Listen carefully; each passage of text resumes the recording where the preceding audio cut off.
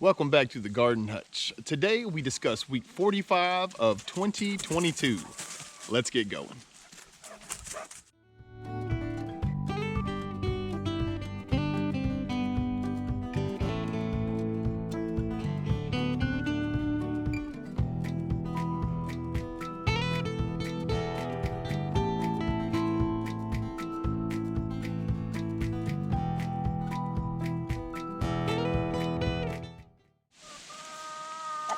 Well, overall, week 45 was quite pleasant. When the week started off, we were in the upper 70s, low 80s, and the lows were in the mid 50s. So it was, about as good as it could possibly be for November, right? As the week went along, though, towards the end of the week, it started getting a little bit colder. We had a few freezes, I believe. Friday and Saturday night, it got cold enough to freeze. And heading into week 46, it's going to get really cold. Like, in fact, as we're doing this video right now on the Monday, of week 46, we have a chance of some freezing rain and that sort of stuff. So what I thought would be fun is if we'll just run through the homestead real quick and kind of get an idea of what it looks like right before the eve of the onset of winter. That way we have something to sort of refer back to in the upcoming weeks. Before we do that though, let me just say, if you have not, do us a solid, subscribe to the channel. Helps us reach our goals. Also, if you enjoy what we do here, hit the little thumbs up button. It's going to help us get recommended to other folks just like you. All right, let's go take a look. One thing I wanted to do here is kind of go over real fast where we're sitting with our beds. So what I've done at this point is I've gone through a few different times after we've had precipitation, some soaking rains and such, and I try to go through and turn all of the composts in these rows really well. And the reason for that is I'm going to start adding topsoil, much like I did to the pallet garden. I'm going to start doing that in these beds in the upcoming week. So I think it would be fun to have something here. You can see the ice is starting to fall and Beansy is not happy about it.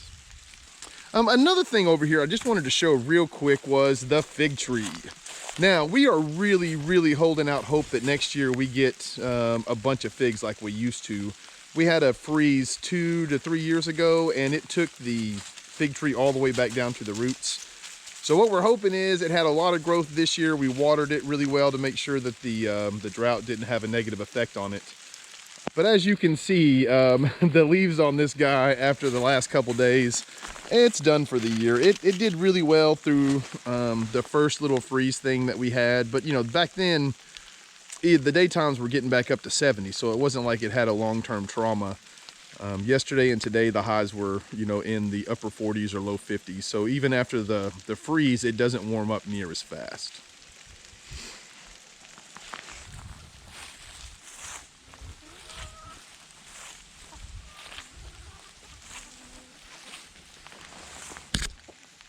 We're going to take a look here real fast in the top garden. I just kind of wanted to give an overview of what our greens and beets and stuff are looking like. They are a little beat up. We did have a bunch of wind that kind of whipped them around a little bit. But you'll see they're in much better shape than that fig tree.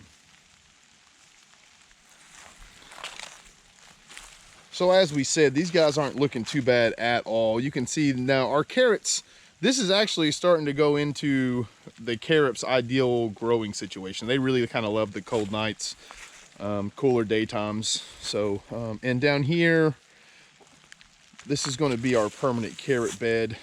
There are still some spots in it, but overall, I'm really pleased that we got any carrots. So if we get any developed or adult carrots out of this bed this fall, I'm going to be really happy. But as you can see, the freeze hasn't really had any effect on these little guys. And look at these turnip greens. Oh my gosh, they're gonna look awesome. I gotta go through and take out some of the leaves from the shade trees are kind of getting blown in there and that kind of stuff, and you can see they've been whipped around a bit, but they are looking good overall. And then up here, I want to show you real fast what happened. See this, we had a chicken get in, and you see how they eat my radishes or whatever. And now that the freeze is starting to hit, our radishes, they say, are going to start being a little spicy. So I wanted to show you what happened. One of Leslie's red chickens got in my garden and kind of went to town a bit on my radishes, but that's okay. it's getting time to pull and replant those. But I just wanted to show this too. You know, as cold as it is, you see how, and with the freeze over the last 3 nights, this lettuce is still holding out really well. In here though, see this? That's the older lettuce. This is that black-seeded Simpson.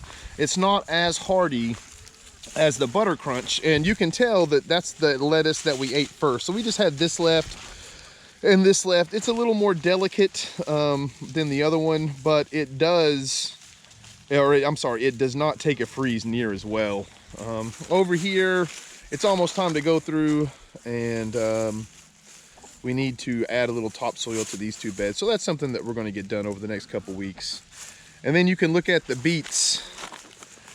And the beets, they have started to droop a little bit today because of the wind.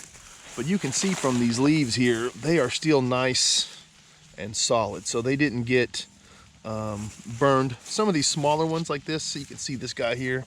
See that? It's a little peripheral. It was on the ground. And these guys, they'll get kind of mushy. See, I'll show you real quick. See, they get real tender, that sort of stuff or whatever. Chickens like those. But the internal leaves, the bigger leaves like so, they're gonna do just fine. So we're hoping that over the next couple of days, as soon as we get some sunshine, it'll snap these beets out of it. So we just wanted to touch on the pallet garden here real fast. It is set and ready to go. We don't have anything left to do in the pallet garden until the springtime. And what I'll probably end up doing in the springtime is I'll just take the leaves directly off the beds and throw them in the walkways and use them as a mulch going forward. And I might put on, you know, I don't know, about 1 inch or so of fresh compost right before we plant. But what that leads me to, and I wanted to bring to everyone's attention, was I went through and I had a few holes in my seed catalog. I like to do a seed inventory right now, and I wanted to go ahead and get them now because, well, here in zone 7B, the weather is so fluid. You know, you don't really know when you're going to be able to start things or whatever. Like this last year, you know, it was 100 degrees in May. You know, this next year, we might have a snowstorm in May. That's just how it is here in Arkansas. But anyway, so what I like to do is I like to get my seeds early, just so I have them here. I don't have to deal with, you know, like the big rush that everybody else has, you know, in the late winter, early spring. So what I did was I went online and I started searching for a couple of the cherry tomatoes that Leslie and I want to try to grow this year. And when I did, I noticed something. Seeds are on sale like crazy right now. I went down to our local ranch store. They had the rest of their seed store. They was all on sale. Like, you know, usually little seed packets, they're a couple bucks a piece. They had them for 25 cents each. And online, they had pretty close to the same deal. You know, a lot of times online though, you'll have to pay for shipping or whatever. But again, the reason I wanted to bring this up is because if you know what you're going to grow in your garden next year and you don't have your seeds, even though it's cold and it's probably the last thing on your mind right now, do yourself a solid. You can save literally, depending on how much that you're growing, you could probably save hundreds of dollars, you know, if you're growing enough stuff right now. So like the tomato seeds that we picked up, I believe they were normally $3.25 a packet. I got them for 25 cents. So I grabbed like 9 of them, you know, and just right there, you're saving $3. So that's like almost 30 bucks that you save just doing that. So, well, that's about enough for rambling here for week 45. Until next time, I hope you all take care of yourselves. Peace.